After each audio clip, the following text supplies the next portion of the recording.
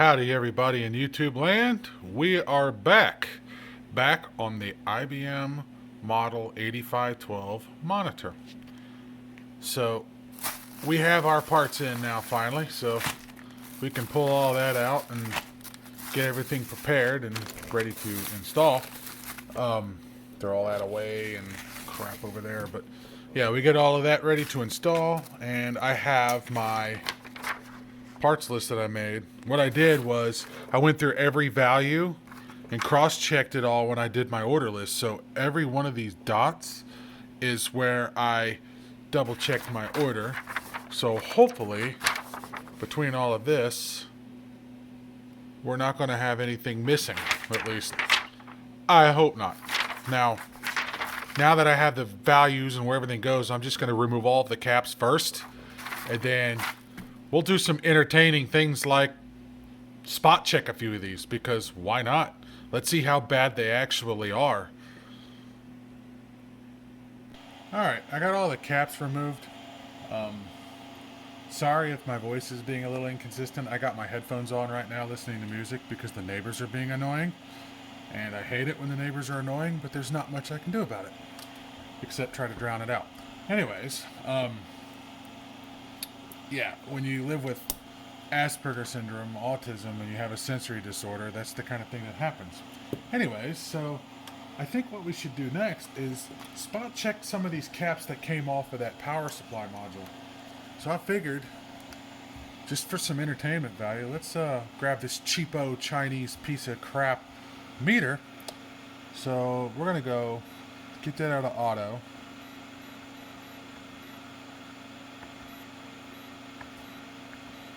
And it's not letting me do ESR. Let's see. This is a 220 at 200 volt. So let's see what we get.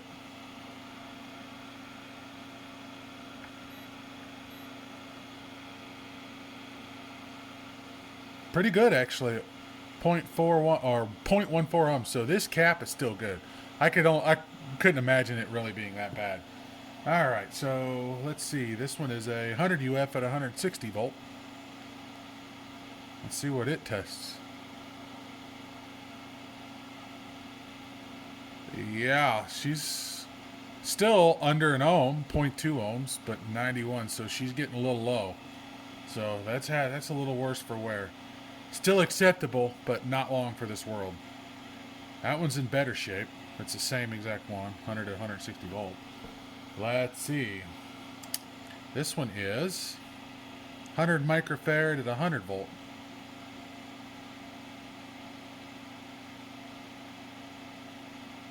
Yeah, that one's a little low, and it's up to a half ohm, so that one's not good. Well, marginal, I should say. This is a 47 at 35 volt, so let's take a look at that guy. Over an ohm, 1.1 ohm, so not terrible. Nothing strikingly bad, I should say. Let's see, what is this one? This is an 8.9, and that is a 10 microfarad. So they're all reading a little low. Let's see, this one is a 22 at 50.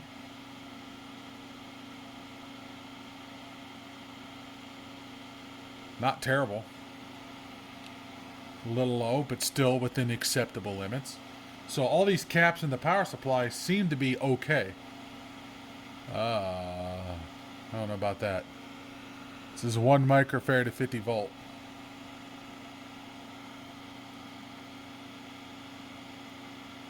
Eight ohms ESR, which might be normal for 1 microfarad. Let's heat this cap up. Not really changing much. So this might be all right too. So, okay. What we've come to a conclusion here is all these caps, even though some of them are lower, some of them are okay, they're all within mostly acceptable limits. So we can, this power supply would have worked fine, and it did. There was nothing wrong with the power supply, but for preventative maintenance reasons, we're going to recap it anyway. So let's go ahead and throw the new caps in it, and we'll be right back. And then I want to spot check some caps off the main deflection board, because I know we had a problem with the vertical circuit. So let's do that. Let's move on. Alrighty then, I got all the caps installed, so they're all brand new and fresh now. I took care of some of the suspect solder joints that were showing signs of fatigue on this board, so I can safely set this board aside for now. And then what we're going to do is we're going to take a look at the deflection board. What I wanted to do real quick is I wanted to see, let's turn this on, let it warm up. I want to check and see the deflection board over here. I wanted to spot check some of these caps in the vertical deflection circuit. So I want to pull these out. Actually, let's check that one right now while it's out. Why not? This is the one that had a wet spot underneath it. This is a 330 at 35 volts. So let's take a peek at that and see what we got. Because why the hell not? Because this tool's got to warm up anyway. So let's check that.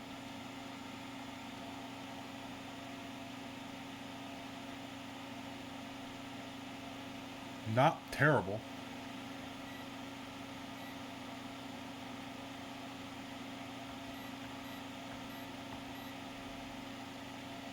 Well,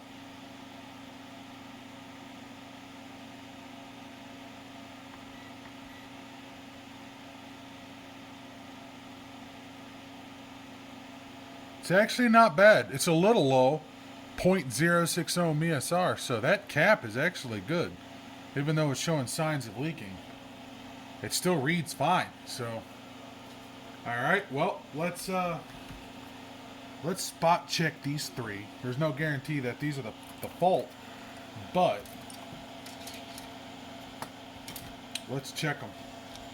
Let's pull this one out right here. See.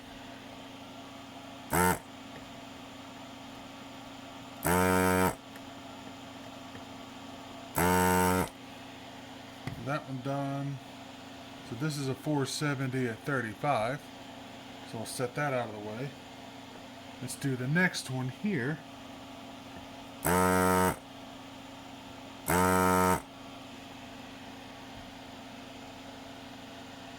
This one is a 33 at 16. So we'll check that one. Then there's a third one here. So we're going to check that one. Alright, so this one's a 100 at 35. So what we're going to do is pull out our handy dandy little meter and we'll check it again. So first I want to start with this green one.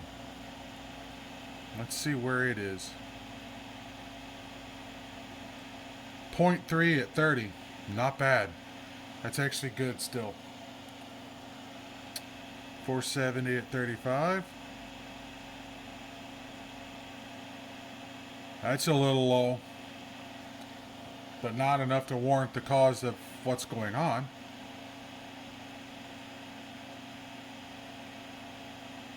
.98 at 0.5. Yeah, it's a 100. The ESR is a little high, but again, it's not enough to cause what's going on here. So there's one cap here, another one I want to spot check, which is got a heat shrink on it that's collapsing. So let's check that one. The one that sits right by the flyback transformer, this guy right here. 22 at 160. So let's check that one.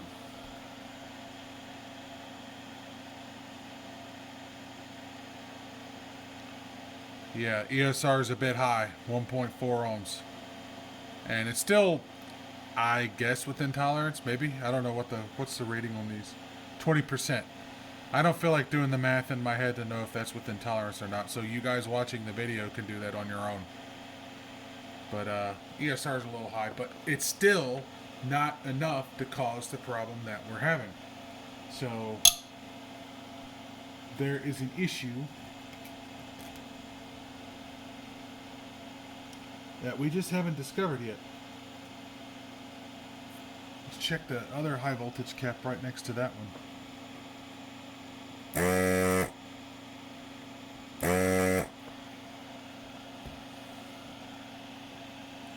This is a 22 at 250. Very dirty, very dusty. So let's check that one right quick.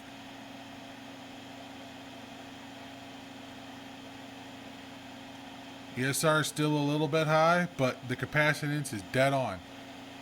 It's fine. Alright, well here's the 1000 at 25.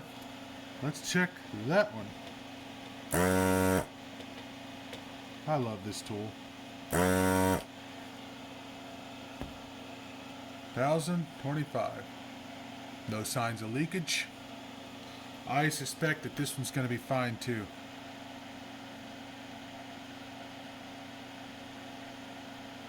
Ooh, no it's not. That's way out of tolerance. So 0.08 ESR's good, but it's out of tolerance, so it's actually not a good cap. But still, I don't think that would be enough to cause my problem. But it's bad, so that one for sure has to be replaced. Let's see, is there any other ones in here that I've not seen yet? Here's one like right next to the heatsink. Let's check this one. This guy right here.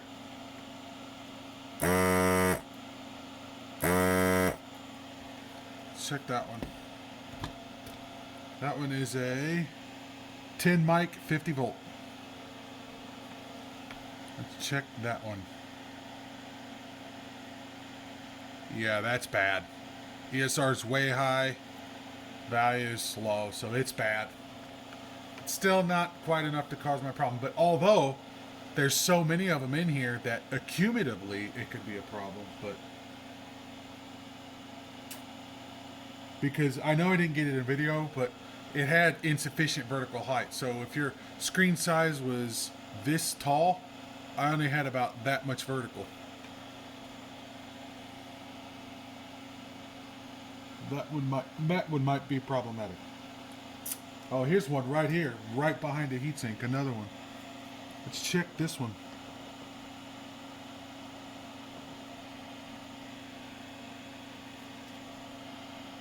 Let's check that one.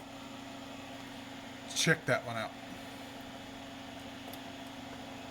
That one is a 33 at 35. So let's check that one.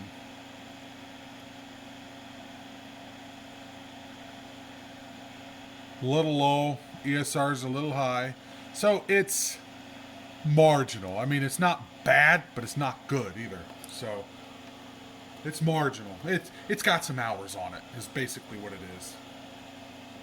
Which, judging by how the screen had a little bit of burn in, yeah, I'm not surprised. So, yeah. I have one more larger one to check back here. I guarantee it's going to be one of these small ones. Alright.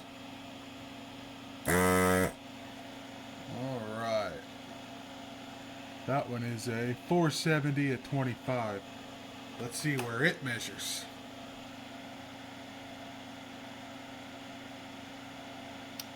Yeah, that's a little low. That's way low, actually. Yeah. ESR is a little bit high, but the capacitance is low. That's no good. It's, again, marginal. It probably would still be okay, but marginal. And all of those add up, especially when you start adding all those up into multiple circuits that all interact with one another. So there's an HA11235, which I think is the deflection scan generator. So there's a random capacitor there we can check, a little small signal guy. I think this is it right here. Yep, it is. Alright. Yeah, the top of the board's kind of off camera, but see, that one is a 1 microfarad 50 volt. These are naturally high ESR anyways. That's dead on. But the ESR, nah. I need to have a new one of these for reference. But probably not enough to cause the problem. So I think what we're going to do now is we're just going to keep going. I have one more large one down here to check.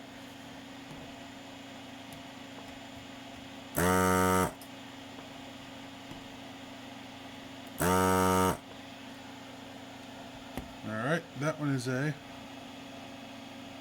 220 at 16. So let's figure out what this one tests. This one's sitting right next to the horizontal output transistor. Not bad. ESR is a little bit high, but again, not enough to cause the problem. That one's okay. That one's fine. That one would have been fine.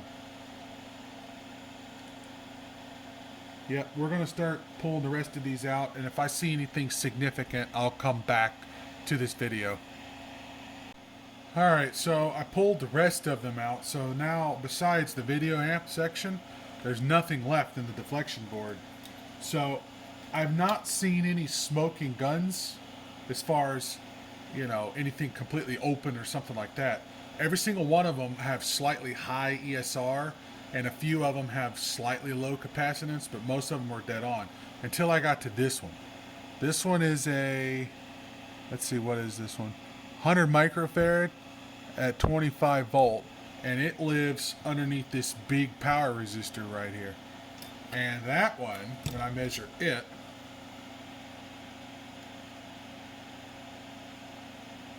is 88 at 0.7, which the ESR is way too high than what it's supposed to be, and the capacitance is low, but not, again, not anything significant. So the fault is either accumulation of bad caps, or it's not the capacitors at all, it's something else. There's a semiconductor failure or a misadjusted, or who knows, we'll find out. But either way, all of those caps have some age on them, and the majority of them are reading slightly high ESR, slightly low capacitance, and there's a few of them that were reading way low capacitance. So that also doesn't include the CRT neck board back here. Because remember, from the previous video, we have a few of these caps that are just dome top. So let's take one. Let's take a pick. Let's do this one right here and spot check it.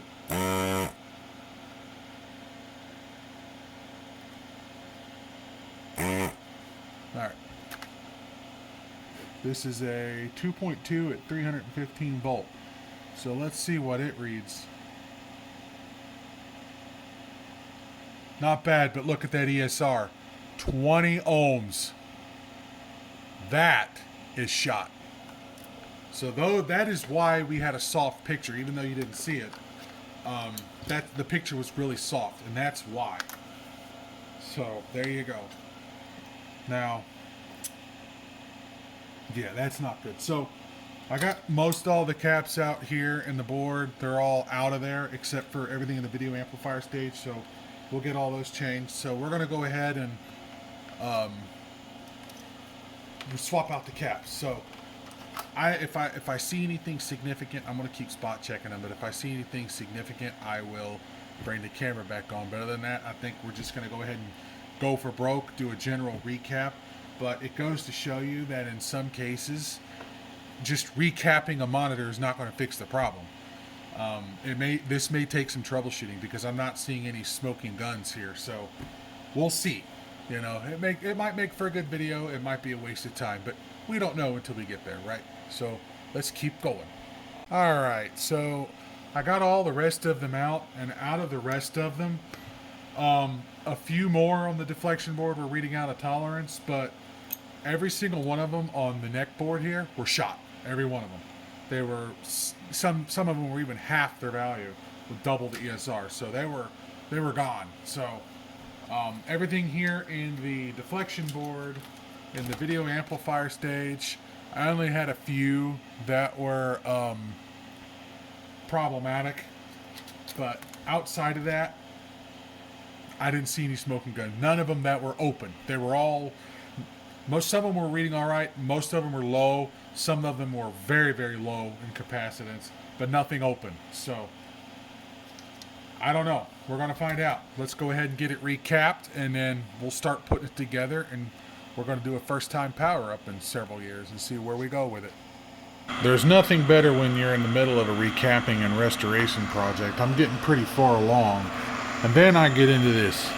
So this is a non-polar capacitor, bipolar. It's supposed to be a 47 microfarad at 25 volt. What did Mauser send me? That is not a 27 microfarad, or no, 47 microfarad at 25 volt. That is 50 volt at 5.6. I don't know. It's not the right one. So time for an RMA.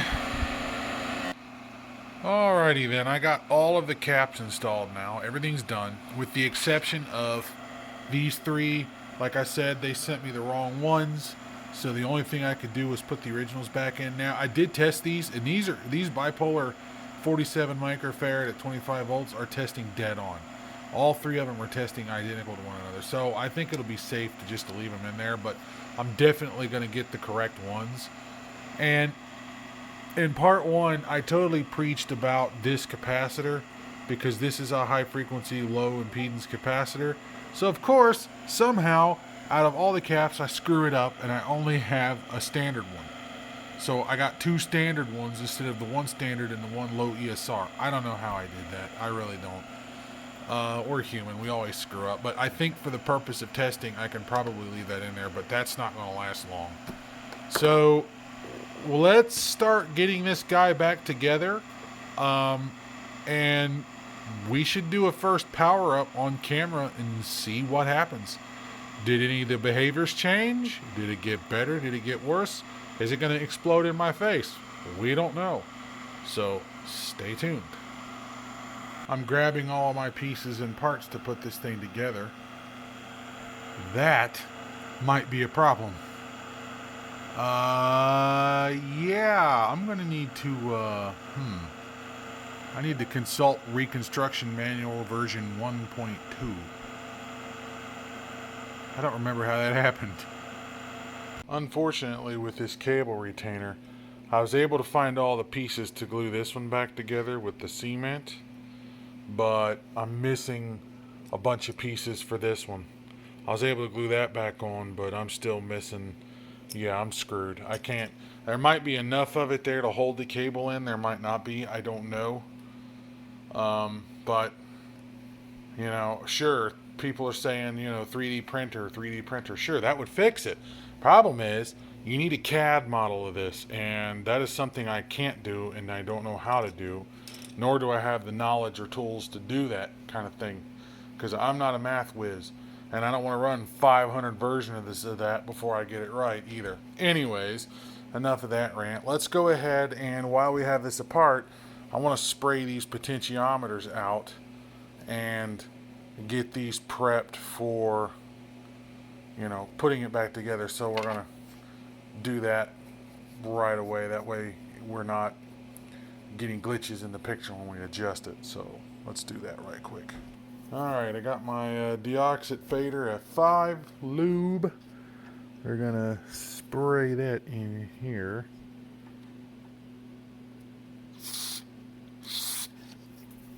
Running down the side of the picture too, because why not?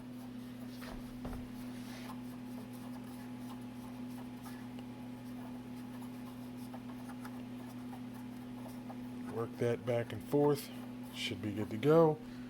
Let's do this one here. Let's see, where do I get to that one? There you go. Okay. Work that one back and forth.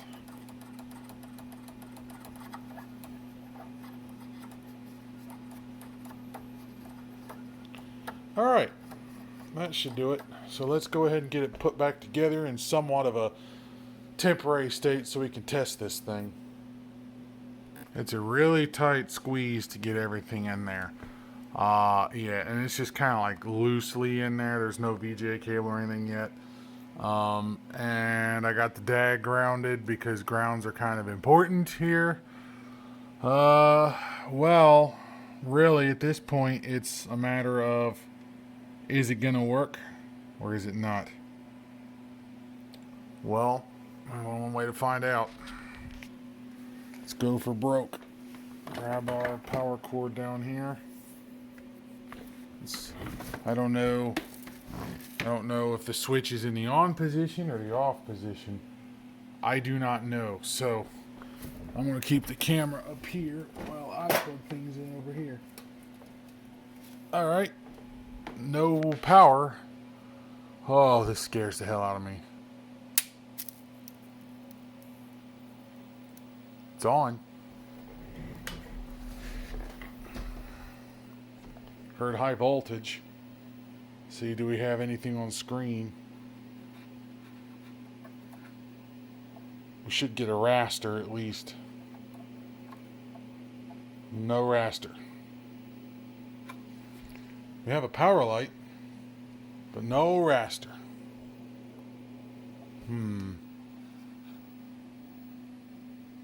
Is it into shutdown? Or what are we doing? What do we got going on here? Yeah, I think we're in shutdown.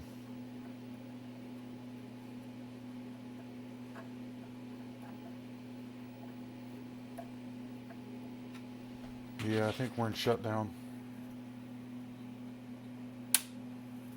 Nope. I heard high voltage. Let's see, why don't I have a raster? Do we have filament glow?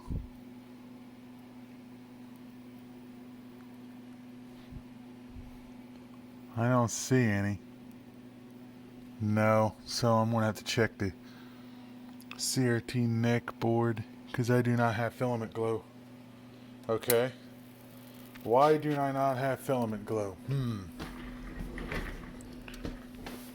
Okay, let's see. Some more troubleshooting here.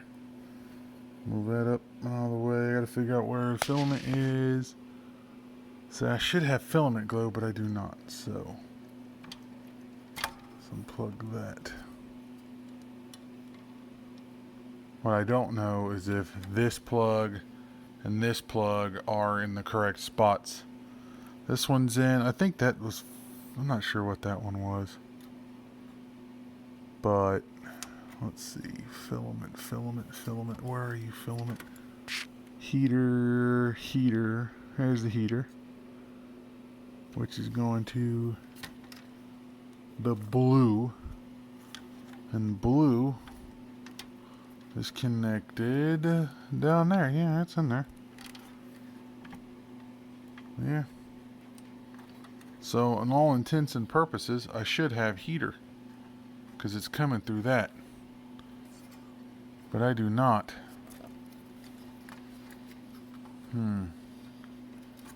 Yeah, something's off about this. It's been so long since I've had.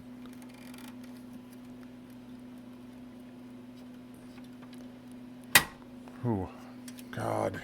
I don't like this crappy design. Alright, well.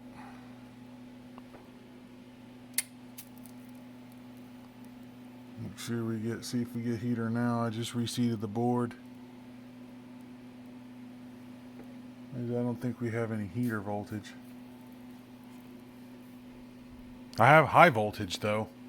So high voltage is up, which means horizontal deflection's up. But we do not have any heater voltage at all. So of course we've got nothing on the screen. Dang it. Why don't I have heater voltage? Well, time to do some more troubleshooting. And figure it out. Alright, so I'm looking back here. Heater comes in right there where the F is, filament. So if we chase that, it goes across this jumper there, which jumper then comes around and goes into this other jumper, and then it goes up to this resistor right there, and then from there straight into the flyback. So let's solder that resistor, but more importantly, we need to take a look at this diode, because look at that. So I want to go ahead and touch these solder joints up and see if that makes any difference. Alright, so let's try this again. See if we get filament glow now. I can't tell. Yeah, I got filament glow. I got it now. Yep, it's going. Whoa. Yeah. Okay, so we still have insufficient height. So the capacitors did not solve our problem. Whoa, what is that? That's an interesting fault.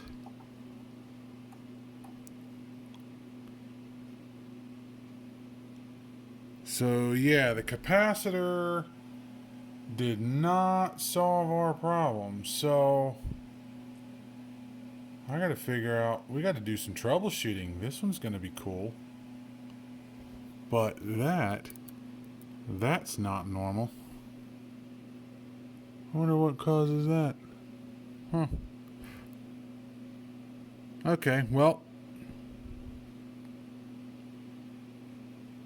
So we got to do some troubleshooting. So the simple recap did not fix it, as I didn't think it would. Screen's fairly bright.